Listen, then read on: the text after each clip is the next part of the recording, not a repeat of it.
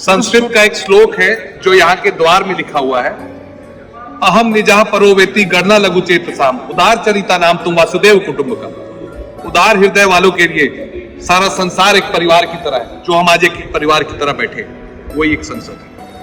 1911 में जब हमारे देश की राजधानी कलकत्ता होती थी, उसके बाद दिल्ली को इसको बनाया गया।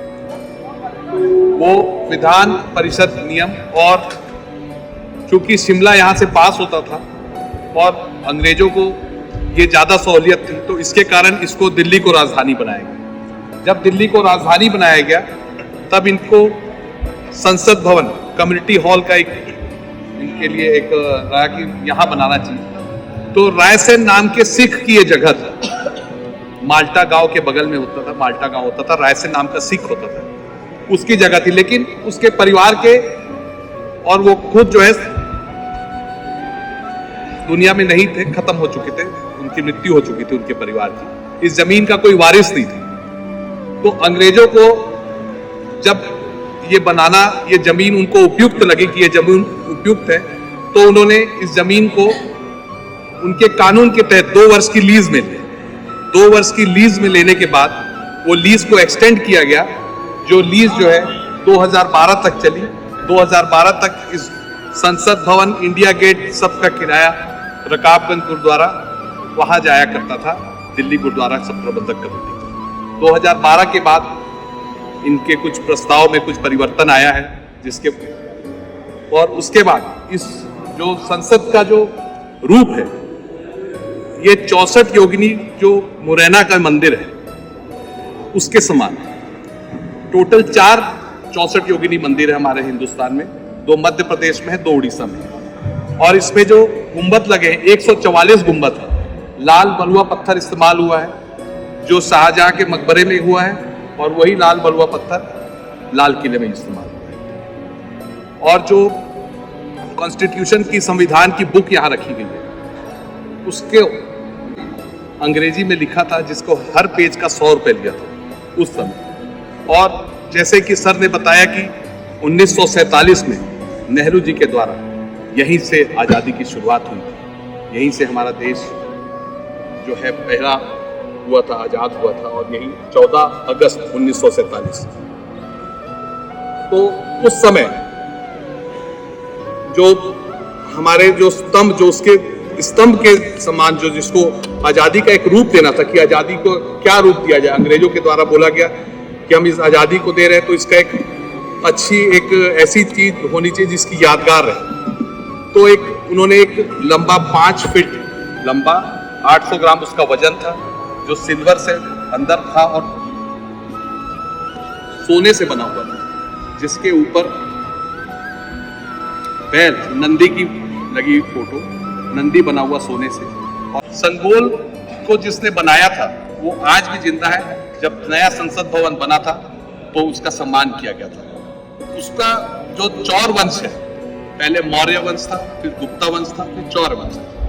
तो उनके द्वारा जो भी सत्ता का उत्तराधिकारी होता था, जो सत्ता का उत्तराधिकारी होता था, उसको वो सौंपा जाता था, उसको राजदंड भी बोला जाता था। तो जो वो बोलेगा वो वही बात सबकी मान रहेगी। न्यायपालिका होता था, उसको दिया जाता था।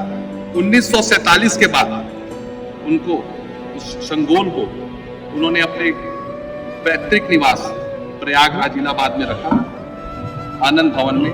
आनंद भवन के बाद 1960 के बाद उसको वहां के म्यूजियम में रखा, नेहरू म्यूजियम में। जब मोदी जी को इस बात का पता चला कि अब हम नया संसद बना रहे हैं, तो कुछ ऐसी चीज हो जिसको हमको, जो यादगार भी रहे और एक ऐसा मैसेज भी जाए, तो उन्होंने फिर उसको कांचीपुरम के पंडित महाजन जो होते हैं वो आके उसका पूरा पूजा किए, प्राण प्रतिष्ठा किए।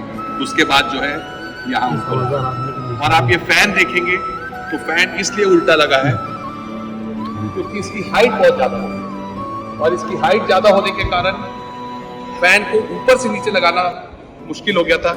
इसलिए एल्बर्ट लुटियन और हार्वर्ड बेकर, जो इसके आर्किटेक्ट थे, उन्होंने इसको बनाया।